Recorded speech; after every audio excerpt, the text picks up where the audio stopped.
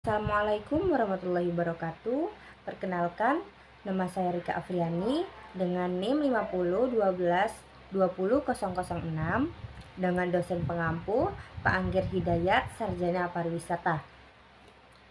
Di sini saya akan menjelaskan tentang menganalisis gender di pasar tenaga kerja dengan MK Sumber Daya Insani. Di sini adalah tugas UAS. Kesenjangan upah antara pekerja perempuan dan laki-laki. Kesenjangan upah yang diterima laki-laki dan perempuan masih terjadi di Indonesia. Walaupun upah yang diterima oleh laki-laki dan perempuan memiliki kecenderungan meningkat dari tahun ke tahun, karena didorong oleh regulasi kewajiban penerapan upah minimum. Tetapi upah kerja laki-laki lebih besar dibanding upah yang diterima pekerja perempuan. Dilihat dari rasio upah perempuan terhadap laki-laki, terjadi peningkatan menuju kesetaraan gender. Sebagian besar pekerja perempuan bekerja di sektor informal, serta tidak memiliki perlindungan sosial yang memadai sehingga rentan terhadap terjadinya pelanggaran hukum di tempat kerja berupa diskriminasi, kekerasan fisik, eksploitasi, bahkan perdagangan manusia. Dari segi upah pun, pekerja perempuan hanya mendapat rata-rata 30%, lebih rendah dibanding upah rata-rata pekerja laki-laki. Selanjutnya, jumlah tenaga kerja perempuan di luar negeri.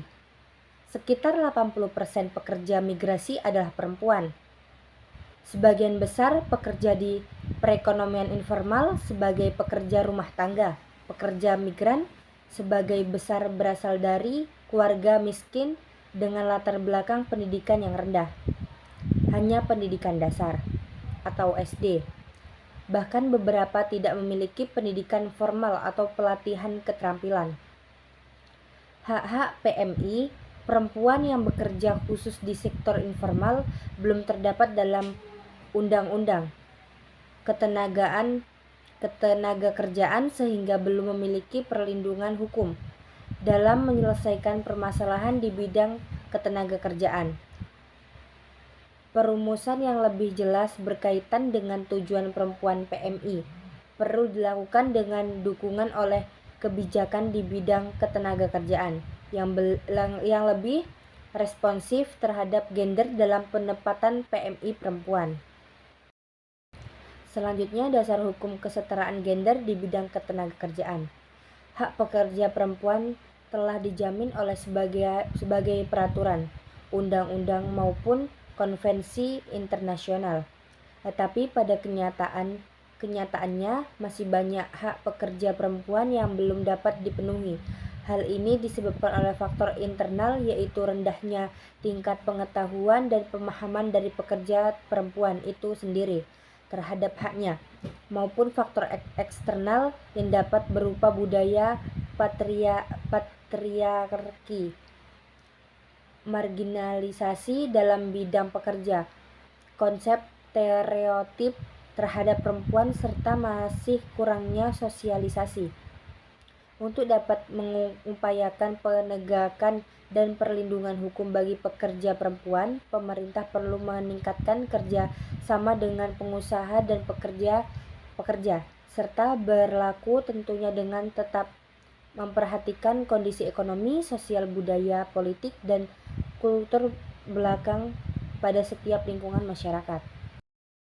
Kesimpulan, adapun kesenjangan gender akibat kondisi kultur atau sosial karena masih menganut konsep praktik di beberapa daerah Indonesia.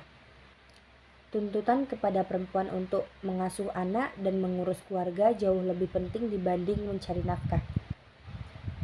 Pola asuh orang tua terhadap anak perempuan, serta ekspektasi sosial untuk tidak masuk ke dunia kerja.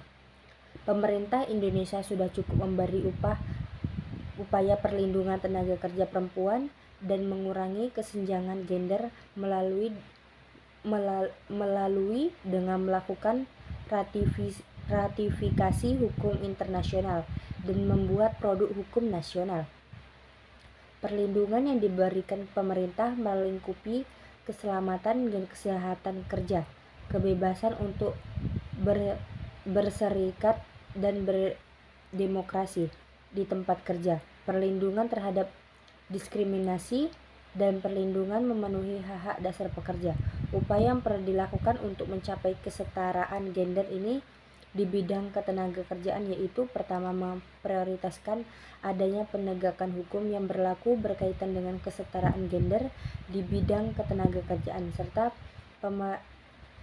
pemberi sanksi terhadap pelanggaran peraturan dan perundang-undangan yang berlaku. Kedua, meningkatkan koordinasi antara pemerintah pusat dan daerah dalam rangka menegakkan hukum untuk meningkatkan kesetaraan gender di bidang ketenagakerjaan.